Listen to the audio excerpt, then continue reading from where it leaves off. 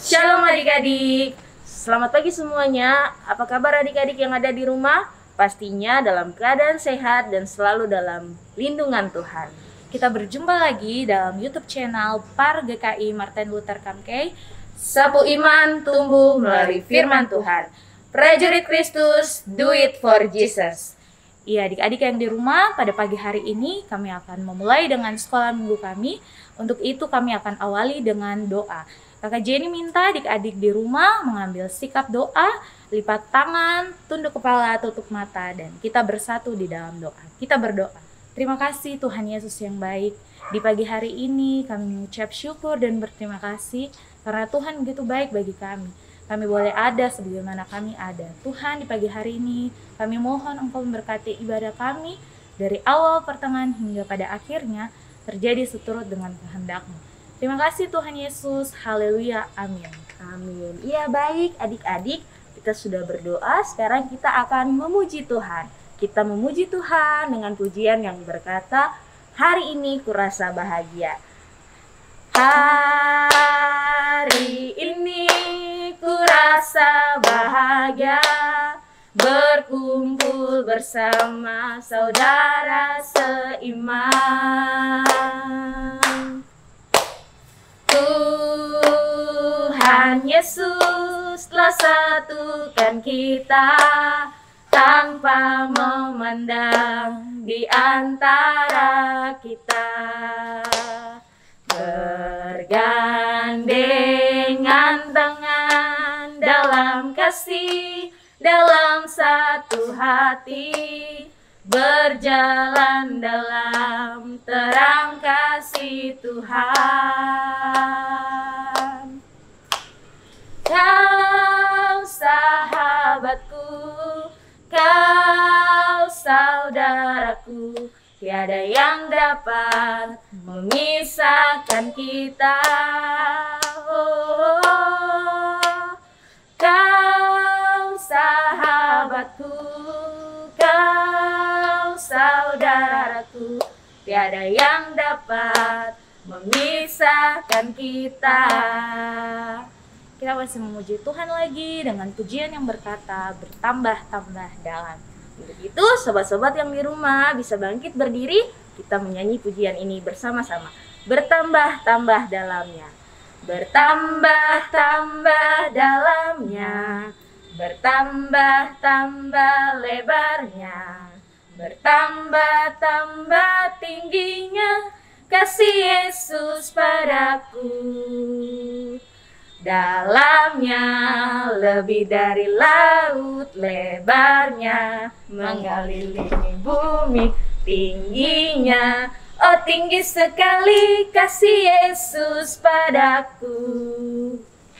Ya, baik sobat-sobat, kita sudah memuji Tuhan. Sekarang tiba waktunya kita akan mendengarkan firman Tuhan yang akan disampaikan oleh Kakak Yohana. Untuk itu, untuk menjemput pelayan firman, kita akan memuji Tuhan lagi dengan pujian yang berkata, baca kitab suci. Baca kitab suci, doa tiap hari, doa tiap hari, doa tiap hari.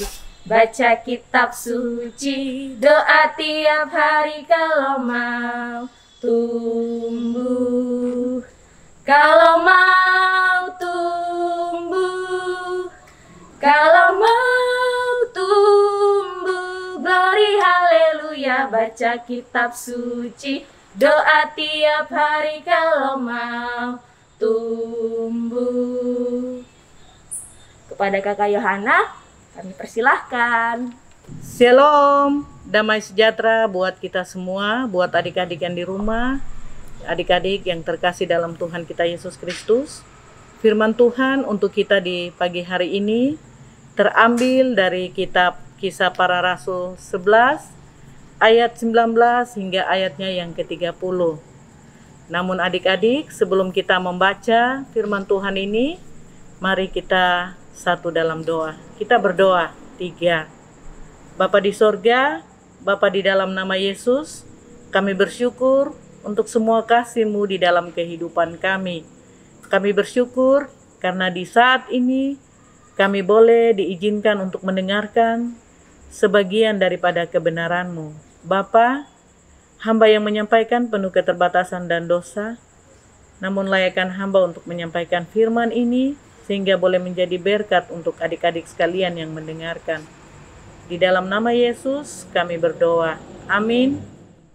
Adik-adik, kita akan membaca firman Tuhan dari Kisah Para Rasul 11 ayat 19 hingga ayatnya yang ke-30 dengan perikop Barnabas dan Saulus ke Antiokhia.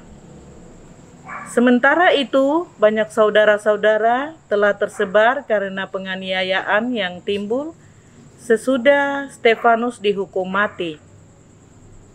Mereka tersebar sampai ke Fenisia, Siprus, dan Antiokhia. Namun mereka memberitakan Injil kepada orang Yahudi saja.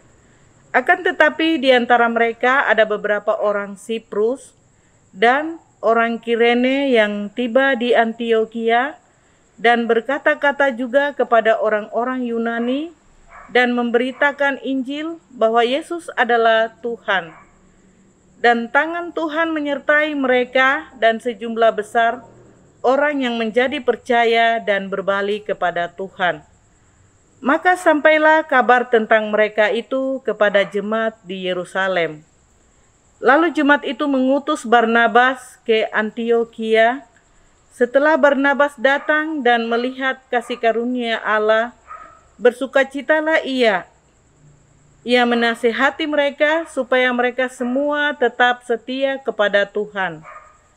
Karena Barnabas adalah orang baik, penuh dengan Roh Kudus dan iman, sejumlah orang dibawa kepada Tuhan. Lalu pergilah Barnabas ke Tarsus untuk mencari Saulus. Dan setelah bertemu dengan dia, ia membawanya ke Antiokhia. Mereka tinggal bersama-sama dengan jemaat itu 1 tahun lamanya, sambil mengajar banyak orang. Di Antiokhia lah murid-murid itu untuk pertama kalinya disebut Kristen. Pada waktu itu datanglah beberapa nabi dari Yerusalem ke Antiokhia.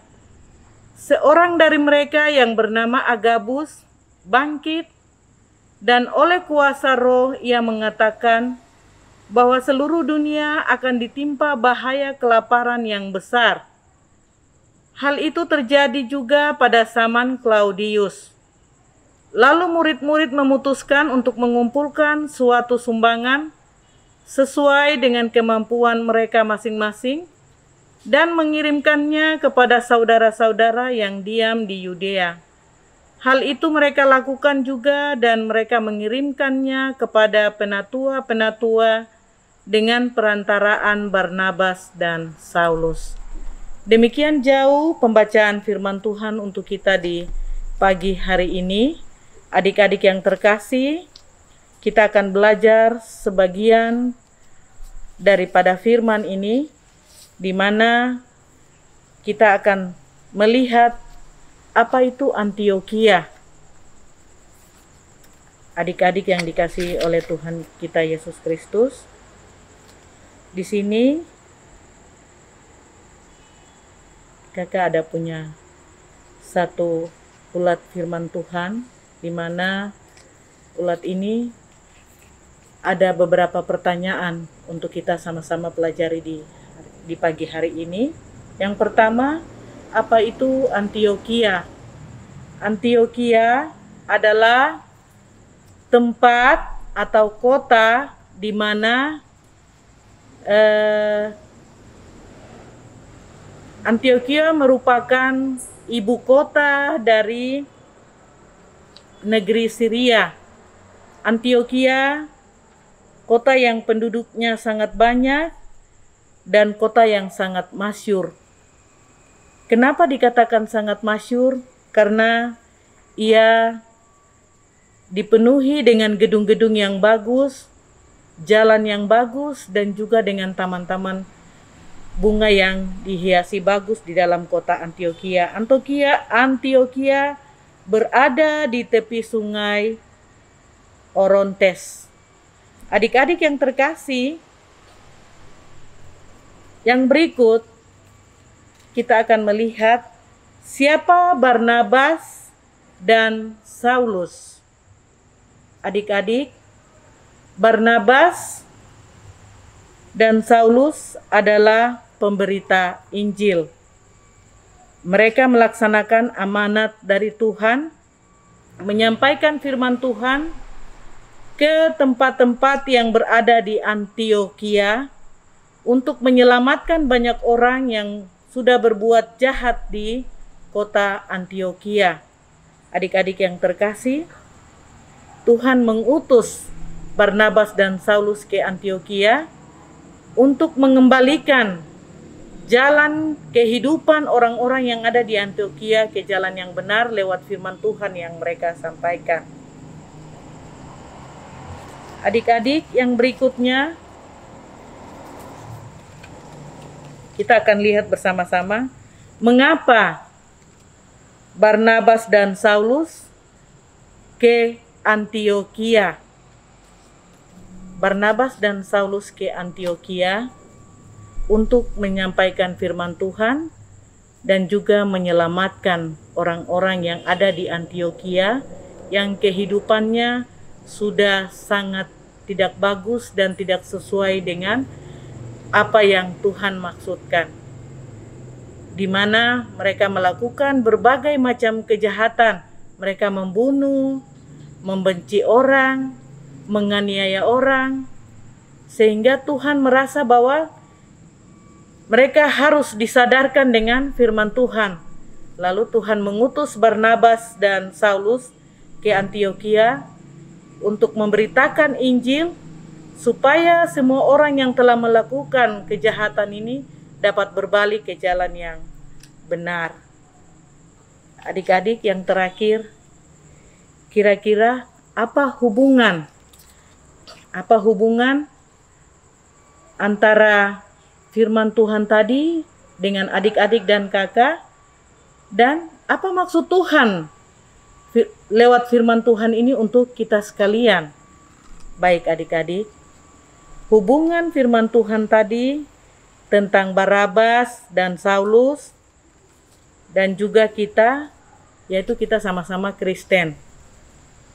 Kita sama-sama belajar tentang firman Tuhan. Itu hubungan yang erat. Namun, apa yang maksud Tuhan dalam kehidupan kita lewat firman Tuhan ini? Yang Tuhan inginkan dari adik-adik dan kakak, kita sama-sama juga bisa melaksanakan firman Tuhan ini di dalam kehidupan kita hari lepas hari. Sebagaimana Tuhan bisa mengutus Barnabas dan Saulus untuk menyelamatkan orang-orang yang ada di Antiokhia, Tuhan juga ingin mengutus adik-adik dan kakak untuk menyampaikan firman Tuhan dengan cara kita masing-masing dan menyelamatkan banyak orang yang ada di dalam dunia ini, secara khusus di dalam jemaat kami. Kiranya firman Tuhan ini dapat menolong kita di dalam kehidupan kita hari lepas hari. Mari kita berdoa untuk mengakhiri cerita di saat ini. Kita berdoa. Bapa di sorga, kami bersyukur karena kami boleh mendengarkan kebenaran-Mu. Kami mohon kiranya Engkau menolong kami untuk melakukan firman ini di dalam kehidupan kami masing-masing. Dan biarlah firman ini menjadi pelita di dalam langkah kehidupan kami dan menuntun kami. Di dalam nama Yesus kami berdoa. Amin. Baik adik-adik, demikian cerita kita di minggu pagi ini. Sampai berjumpa lagi dengan pemberitaan firman Tuhan di minggu yang akan datang. Shalom, sampai jumpa. Shalom adik-adik yang ada di rumah. Pada pagi hari ini kita akan membuat kreativitas pot bunga kasih. Ya, alat dan bahan yang adik-adik perlu siapkan dari rumah yaitu yang pertama, kertas HVS. Yang kedua, 2 lembar kertas origami, alat tulis, gunting, dan juga lem kertas. Langkah pertama untuk membuat pot bunga, adik-adik menggambar pola tangan pada kertas HVS.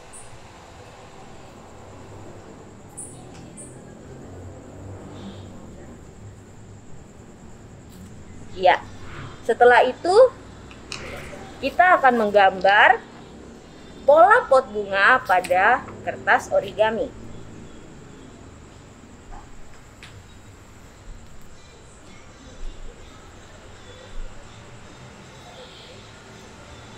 Jika sudah, sobat-sobat atau adik-adik di rumah bisa menggambar bunga pada kertas origami. Bunganya terserah adik-adik mau gambar bunga seperti apa. Kakak Iyas di sini menggambar bunga tulip.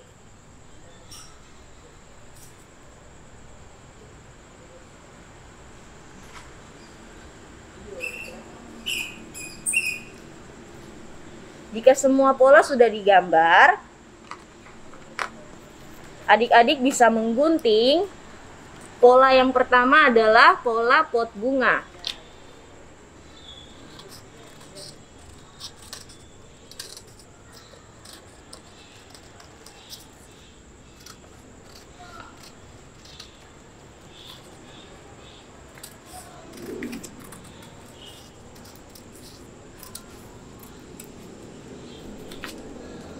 Ya, setelah itu bunganya yang sudah adik-adik gambar, adik-adik gunting.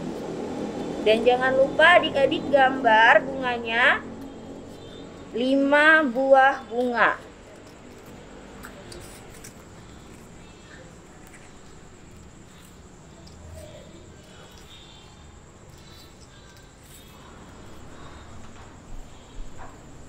Oke.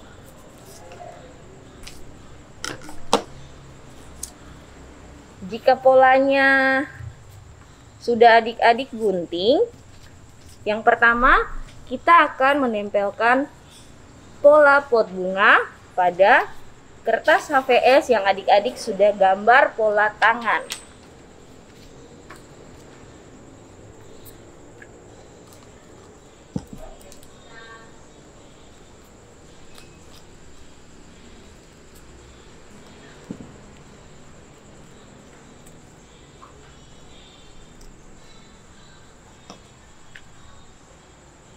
Kita tempel di atas pola tangan yang adik-adik tuh sudah gambar.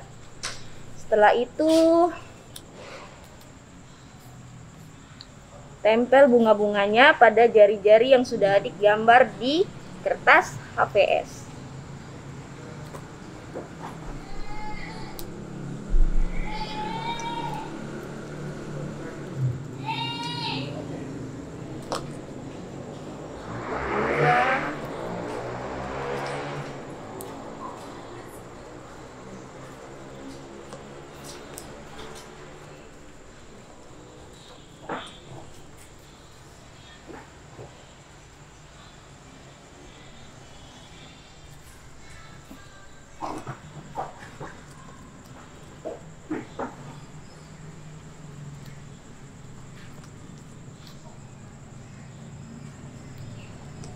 Oke, kita sudah selesai menempel, tapi tangkai pada bunganya belum diwarnai. Jadi kita harus warnai dengan warna hijau.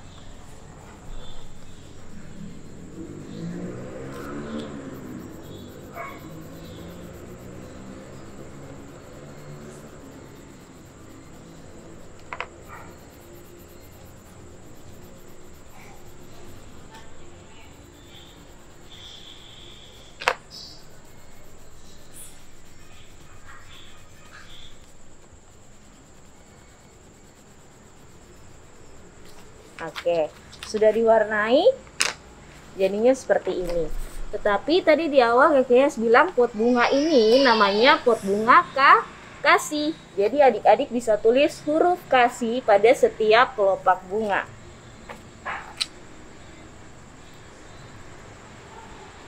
K, A, S, I, H. Pada pot bunganya, adik-adik bisa tulis ayat favorit adik-adik.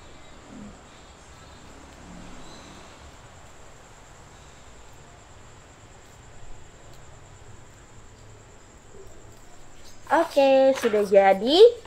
Jika sudah jadi, adik-adik bisa memberi nama di sudut kanan bawah dan juga tanggal di sebelah kiri atas.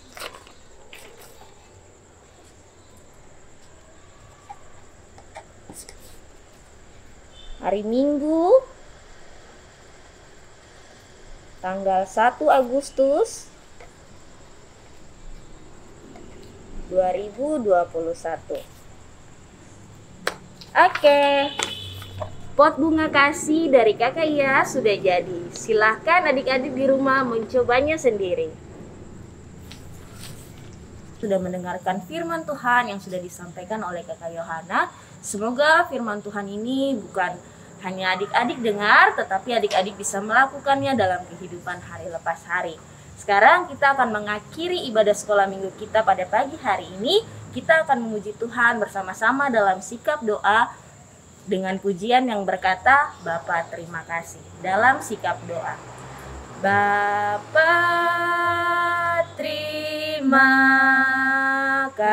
kasih, Bapa terima kasih, Bapa di dalam surga, ku berterima kasih. Amin. Shalom adik-adik, selamat hari Minggu dan sampai jumpa di ibadah hari Minggu minggu depan. Shalom.